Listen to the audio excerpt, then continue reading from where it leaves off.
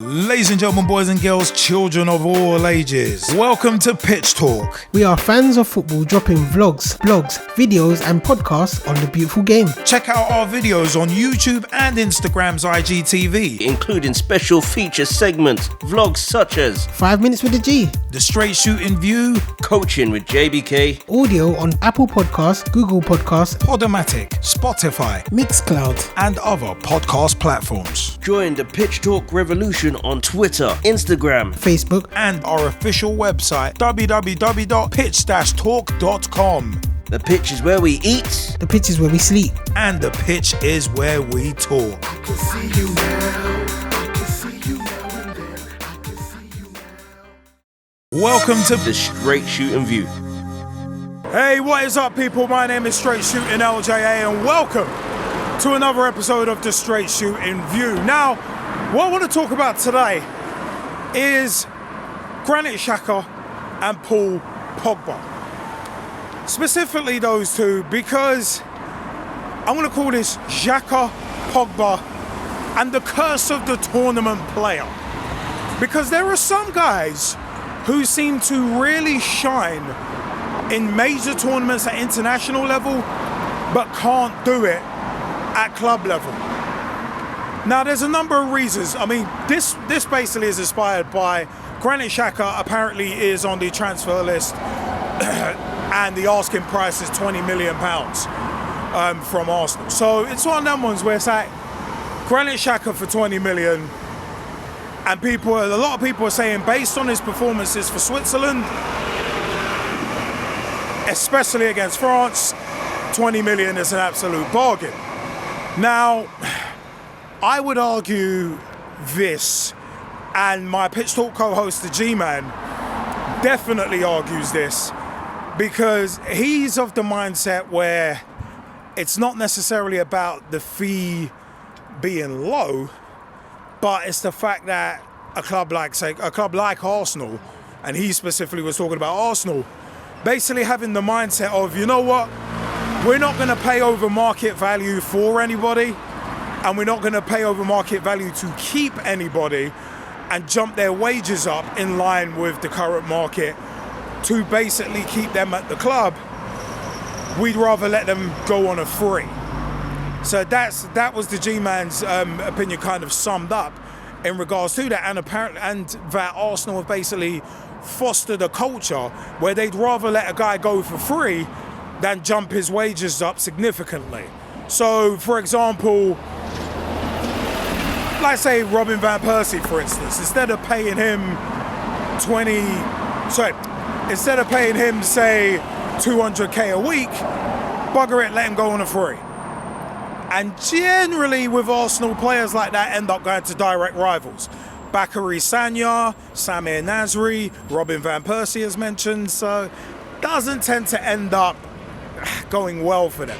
But coming back to guys like Xhaka and Paul Pogba, I'm one of them ones where if you're going to buy a player like a Granit Xhaka, especially based on his form over the past, 4 or 5 seasons he's been at Arsenal, 20 million is kind of about right.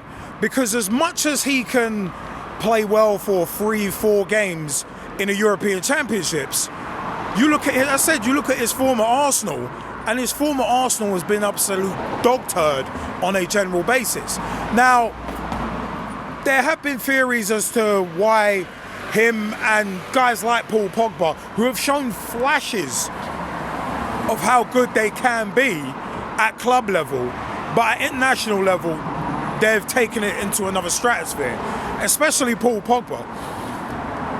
I am of the mindset that it is about the players around you. And with Granit Xhaka, he doesn't necessarily have better players around him at Switzerland. I don't think he does, than at Arsenal. But in my view, Arsenal has stagnated as a club. And as their captain, when he was under Unai Emery, and they had the whole throwing the armband down and having a strop and all that kind of thing, it's one of them where it's like, it seems like there's no passion from a lot of players at Arsenal, because in my view, the club has stagnated. And it's one of them where with someone like a Granit Xhaka, if you're at a club that's stagnated, you kind of would think to yourself, well, why do I care? Or at the very least, why do I need to care? And basically, the answer generally on a general basis, especially for journeyman footballers, it will be, well, I don't need to care. I'm getting paid well, I'm at a Premier League club, supposedly one of the big six, I don't really need to care. Bugger it, if we win something, cool. If we don't, I'm still getting paid, whatever. So it's like, it's one of them, it's kind of like the WCW mentality under Eric Bischoff's stewardship, where people had guaranteed contracts, where it's like no matter how you draw, whether nitros and pay-per-views arenas are selling out or not, you're still getting $1 million a year or 900 grand a year, no matter what happens. So really and truly, you're not going to put effort in because you don't really care, and there's no passion there either. And that was always a criticism with WCW, and with a lot of these players at club level, there is, I think, that kind of mentality.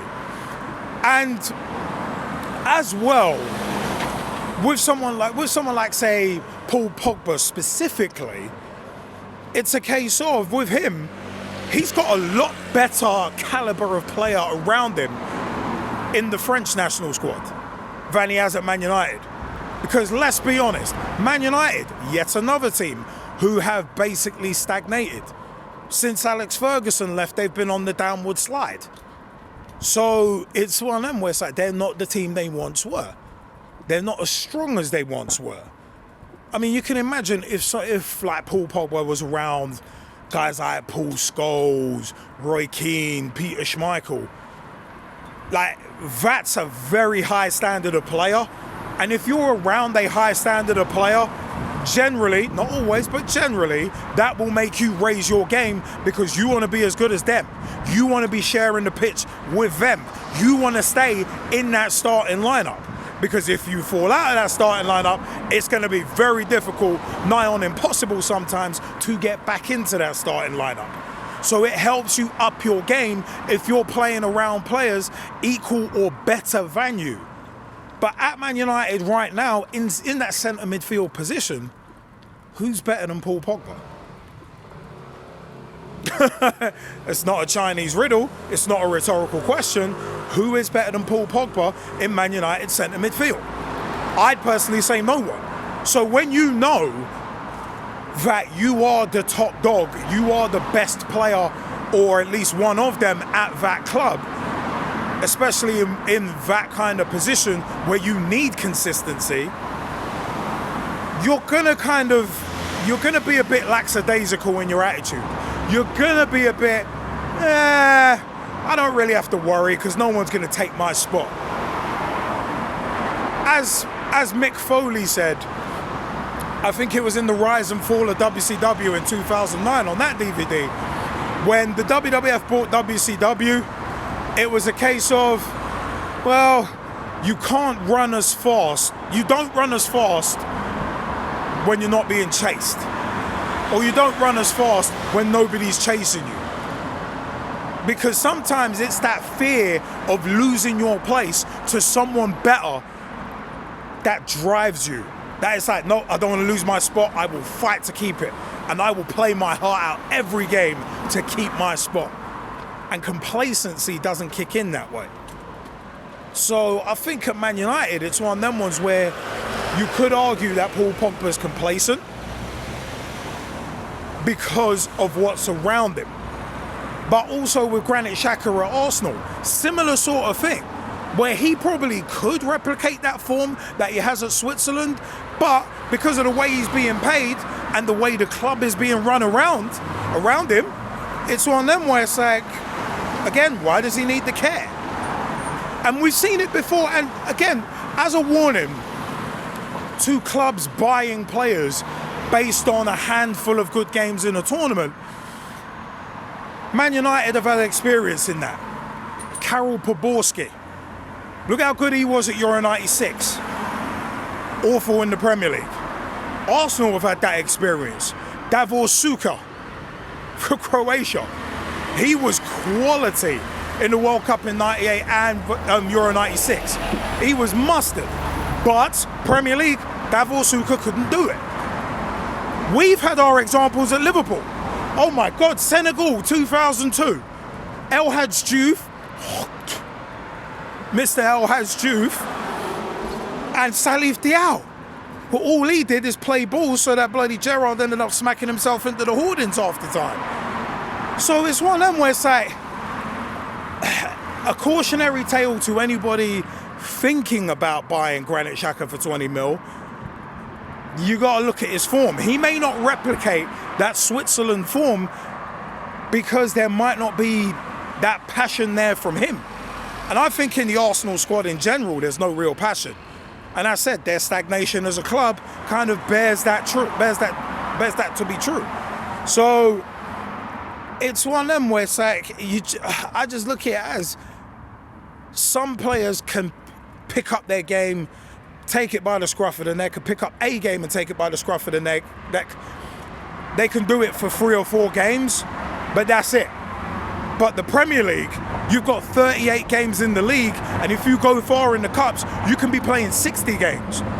You can't be paying someone top dollar and not having them perform, or only having them perform for 4 games a season. You can't do that. You can't rely on that. So I can see why Arsenal fans would be like, you know what, 20 million, just sell it. Get some money back. Just sell it. And other clubs, and the G-Man mentioned as well, that basically other clubs know that Arsenal are desperate for money. And look at what Arsenal have done recently with all the layoffs and having to take out, £120 million in loans just to pay the staff that were left after basically the redundancies, including Gunnosaurus. So it's one of them. Everybody knows that Arsenal are not exactly profitable at the moment, for lack of a better expression. So if you know that, then you're going to get players at like bargain basement prices. You know that. So, I mean, if, say, Aston Villa had gotten relegated a year ago, you wouldn't be hearing Jack Grealish for 100 million.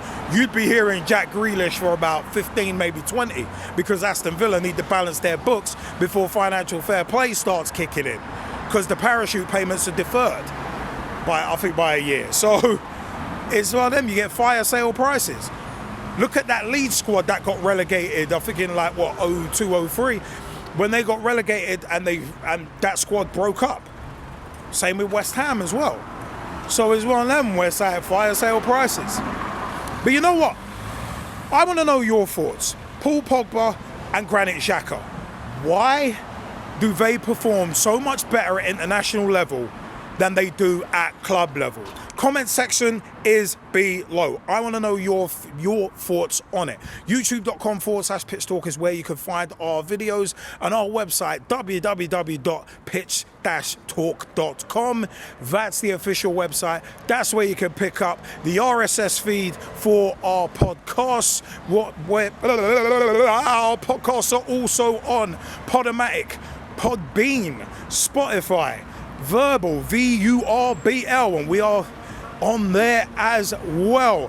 Google Podcasts, Apple Podcasts, Deezer, Amazon Music, so many sources, and also Mixcloud for the archive episodes, including the first ever Pitch Talk episodes from years ago. You know what? I said www.pitch-talk.com is the website. Everything you need to know, all the information on Pitch Talk. Join the footballing revolution. We are working so hard to create. At Pitch Talk on Twitter, tweet with us, follow us, see what we are up to. Facebook.com/Pitch Talk. Become a fan, become a friend, become a member of the group. Join the footballing revolution. We are working so hard to create. At Pitch Talk on Instagram as well for previews of our vlogs and much, much more. I have been Straight Shootin LJA, and until next time, thank you for your time. Join the Pitch Talk revolution. Check out the official Pitch Talk website. www.pitch-talk.com